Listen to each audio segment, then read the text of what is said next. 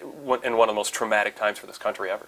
Right. I don't. It might have brought us a little closer, but I don't think it did. It didn't change too much. I know it changed my life. I think the next week we were in Nashville. It seems like, and I remember I drove. I was a little creeped out about flying, like, because it was hard not to be, boy. Like, because I'm always thinking any plane I get on, I'm like, man, there's a chance this thing might go down. And so, that's always a factor. But I don't think it changed the locker room that much. Final song, Modest. It's also called Alien Waltz, your TNA theme. That's the song fans know most, and some people hate it because they don't listen to that kind of music. They don't know what the heck's going on. Obviously, you don't care about that. And then there's other people who think it's a really cool intro song. Yeah, dude. Why did you pick that song, or did you? Actually, I didn't, man. I took a few songs like out there, and Jeff Jarrett actually put him in his truck. We sat down and we was listening to him, and it's like the second track on the CD I had of the ones I wanted, they could pick from or that I would use. And then when that drum beat came, he was like, I see this, and he was going to see lights going on. And this was my original version I recorded at home, to where they've done their version of it now with their music people. But man, I love it, man. It's great. Every time I come out, more and more, it seems like I can almost hear everybody singing it. That's a good feeling, man. To write a song and just have people enjoy it, and actually a crowd of people singing it, man. That's a really cool feeling. And they put a music video together for it, or had you done that at home? Yeah, no, they did it. They did it. We did that down at Universal, man. It was real cool to do that. And just that, because I've never performed. I've never done a gig with my band. I've never actually sung. I did a few just a cappella. I had some appearances I've done, but never performing live on the mic. I've never done that yet, but something I think I will end up doing. But well, how do you create your music? Talk about you're alone in your house, and you've got your set in front of you, and you do all the loops, you do everything. Yeah, just shut the door, and I just go in there and hear a beat, and most of the times I hear the beat. I make the beat first, and then the words come to mind. But sometimes I'll just have so many songs I've wrote, I'll sing to something I've made, and sometimes I'll just go in and just do a beat, and not even sing any. It really depends on how I feel. Sometimes I don't feel like going in there at all. Is this some of the stuff that was inside of you that when you were on the road so much, and as a wrestler, and you had done a lot, and you weren't right with yourself? You felt like you wanted to be somewhere else, and was part of it all this music inside of you that you just wanted to get out of your system and explore? Yeah, a lot of it came from, because I would write a lot, when I was on the road, a lot. But and the writer's block will kick in a lot too, because it feels like a lot of times words are just so used. It's like, man, everything's going to be said for too long, because how can you continue to puzzle them like this? But man, just every now and then I feel like I'll be really inspired, and something, usually the first line pops in my mind before the hook even does, and I'm some line pops in my head, and I'm like, oh, well, that's a song right there. It's just that opening line's always been important to me for some reason. And we talked about this earlier, but you're drawing on yourself and tattoos. People see you, and you're always a different color. You're looking different. You've got different shapes. You've got different drawings on you. Talk about the evolution of that, how much of it is permanent, and what you do with that, and what you're trying to communicate.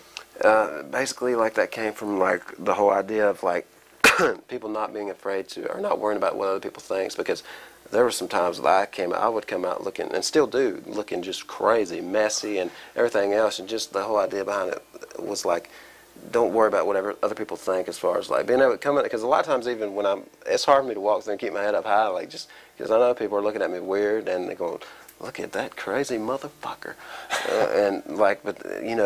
it's really came across good with a lot of fans, because a lot of people have told me, man, oh yeah, thank you, man, you've taught me to not worry about whatever other people think, and just I can be myself, as far as dye my hair, purple or whatever, and not be afraid of that, and that's basically where it came from. And I really like the fact that it just gets everywhere, to where after any show that I'm on, in the ring, most likely you'll see some paint somewhere all in the ring or on the person I wrestled or whatever, and I feel it's entertaining. Anyone ever complain?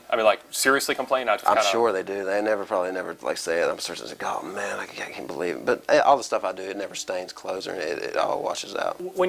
When you've been on WWE and TNA, you've had a lot of different types of styles where you've painted yourself and colored yourself. Talk about how much of it is permanent, and also the routine you go through to get it on there. What do you use? Do you use paint? Do you use markers? How does that work? Well, there's a little bit that's permanent. Permanent meaning tattoo. Because here a while back I bought my own tattoo stuff. As far as I wanted to start learning. I've always wanted to learn how to tattoo and stuff, but then I realized that doing it yourself is really, really hard, and what I've done that is permanent. Is my girlfriend's pretty much done for me because it's so hard to stretch the skin and try to do it with your opposite hand that you write with. But it's just wildfire paint. Like it's the ultraviolet stuff is wildfire paint, and a lot of it's markers, man. Because a lot of paint does run. It's hard to get a paint that's actually like a permanent enough type of thing that's not going to run or not going to be messy.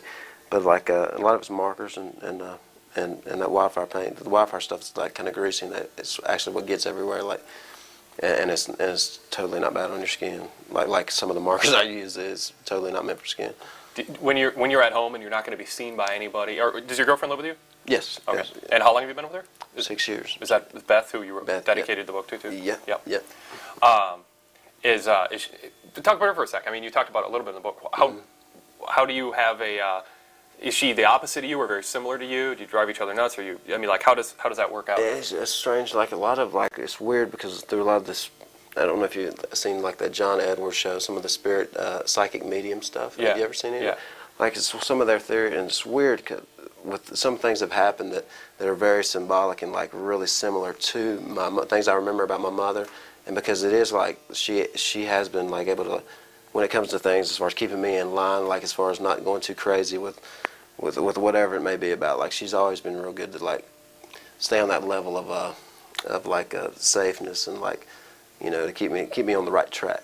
She keeps you in check a little bit. Yeah, keeps you from going too far off the track. Yeah, and she's just such like I love her to death, man. And like even throughout times that we argue, I know it would be so hard to have a boyfriend that like is on TV and does have a lot of like the majority of his fans are like little young girls, and yeah. I mean I know that's totally like tough and stuff, and so I mean yeah I love her to death, man.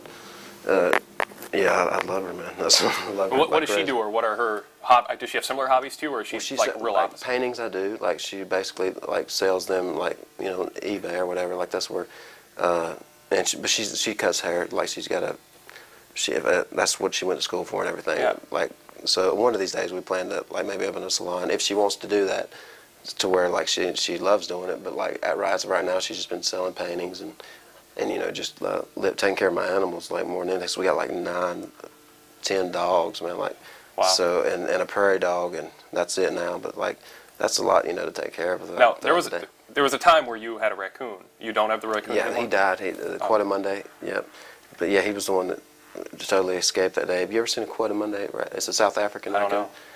They don't look like a regular. You know what a regular yeah. raccoon looks like? Yeah, I get it. They look more like monkeys, man. They're like. I mean, I paid like an ungodly amount of money for it because when I first seen it, I was like, man, he was so cool looking. But yeah, he was the one that he got out one day before it was a sweet phone call because I had to call Arn Anderson was the agent at the house show, and I was so like Briars tore my ass up because I was chasing him through the woods, and he basically got treed. I didn't have any chance of catching him, but like he was basically up in a tree, and like I didn't know how to get him down. Like I paid like almost $2,000 for it, and like. I was so worried that I wasn't going to get him back and like something was going to happen. I didn't know what to do really, so I called Arn Anderson and just told him I wasn't going to be making it to the house shows because my Quota Monday got out, and he's like, well. You got a 10 for originality. Yeah, yeah, I've never heard that one before. But yeah, and basically. And how'd you get him back? Did he eventually? He eventually came down really? Just with food. Like I had some food out there because I mean, eventually any dog or animal's got to eat. So yeah, it was a while, but like that night he came down eventually. And just describe what your house looks like. What's in it? What makes it unique? Because it's I guess like painting. Like I painted a lot of the walls in my like living room very like a lot like how I paint my arm. Like a lot of times with just like design looking stuff and. The statues I made, like I haven't made them as of late because they take so much time. But like the Illuminati statues, there's basically plastic like bottles, like taped up with duct tape and like then foil tape. It's like an aluminum tape that makes them real shiny. And like I've got so many of them around the house, and they're just big, like these big monsters, and just all around. It looks very, you don't see that much. And my mailbox is a big face, it's a big aluminum face with. Just very, very unique out in the middle of nowhere, especially out in the country. But yeah, so many people just cruise by, and I've got so many compliments on all that. What's the outside? I take pride in it. What's the outside look like? Is it normal on the outside but crazy on the inside, except for the mailbox, or is the outside all painted? It's pretty crazy. The outside's not painted, but it's pretty crazy just with the statue. Like the first studio is like an older trailer I got from my dad had for storage. That's when I first started recording music in that before I moved it into my house, and so it's just real colorful, man, real different looking. I know you had written in your book regarding WWE, they can't control me and it drives them crazy. Do you believe that now looking back, that did drive them crazy, that unlike a lot of wrestlers who they can get away with so much because they know that they want to be there because it's the New York Yankees, as Kevin Nash says, the New York Yankees of wrestling. You want to work for that organization. Was there an element that you were so talented and so popular, it just drove them nuts? And not that you took joy in it, but you knew that was happening, and it was kind of nice to be in the position of power as opposed to all your colleagues who felt at the mercy of whatever they wanted them to do. Yeah, I knew that it was happening. I didn't like take pride in it or anything, but I was as honest as I could be, I guess, because I knew that they'd seen a lot in me, and I knew that I had it in me if I wanted to do it. But that's basically what I meant with that. Like how can it not drive somebody crazy to see talent in the person and know that they can make so much money with this person? If he were willing, and then that's basically where that came from. I want to talk about a few of the people you worked with who are pretty prominent. There was Undertaker. You had the chance to work one-on-one with him in WWE in a top program. As a singles wrestler, was that the highlight of your WWE stay, or would you say that there was something else that actually is bigger than that? No, that's definitely my highlight, especially when it comes to singles matches. Like anything I ever did by myself, that was totally the highlight. Like to this day, I still wonder. This is really crazy, but being alive Monday Night Raw, if I would have actually tried to make it look accidental, but took the belt down. I would have been beat the hell out of, I'm sure. But that'd have made quite of them. And if there's anyone who could have gotten away with it, because you had nothing to lose, you were ready to go home anyway. Yeah, and I've always just wondered what would have happened if I would have did that, because I had every belt at that point. I would have been good to go as far as. And how close did you come to actually considering it? Oh, I would have never been able to do that. I thought about it, but I would have never been able to do that, just for the fact of Undertaker's eyes, the way he would look after something like that happened. What was it like working with him behind the scenes and talking about your match beforehand, and what kind of feedback did you get afterwards? Is he very, very hands-on and wants to help you and give you feedback, or is he kind of, you do your thing, I do mine, and standoffish? No, he was great. He was so great, man. It was just like anybody else. Just like Edge or Christian or somebody I was really, really close to as far as knowing what it's like to work with him in the ring. Afterwards, hugging and thinking, man, it was great. And then everybody said it was, but still, I watched it back, and there's just on the choke slam off the ladder, I just see things that I would have done different. It didn't look like I was doing it because my feet ended up hitting a little first, is because I didn't want to fall on my back from that high. I was just dreading it. But there was just little things like that I still look at and I'm going, man. When you're taking a flat back bump, man, it's weird. Because when you're going to do it, if you're going to do it right and land on your back like that choke slam. If I did it right, I would have threw my legs up and landed flat on my back. But I kind of was just lazy because I was. Hurting, and I just didn't. Man, that's a long fall. Off of that damn ladder, and so just little things like that. I always eat it myself. But everybody was like, "That's great." It was great, and it was a good match, man. It was awesome being there with him. He's such a. I was watching him as a kid, man. And it's just unbelievable. Surreal to be in there. It really, yeah. And then you had a chance to work a program with Rob Van Dam in WWE. A lot of people compared your styles. You both were into give the fans that adrenaline rush, just nonstop, dazzling them with all these moves. Were you an admirer of his style? Had you seen a lot of his work before you had the chance to work with him? Oh yeah, and long way back, when he first did that Mr. Monday Night thing, I was the one that basically did the job for him on that Monday night. That's right, yeah. And man, I'd always been a big fan of him, and still to this day, man, he is just such an unbelievable, talent. And man, I enjoyed working with him. He was probably as far as the most compatible person.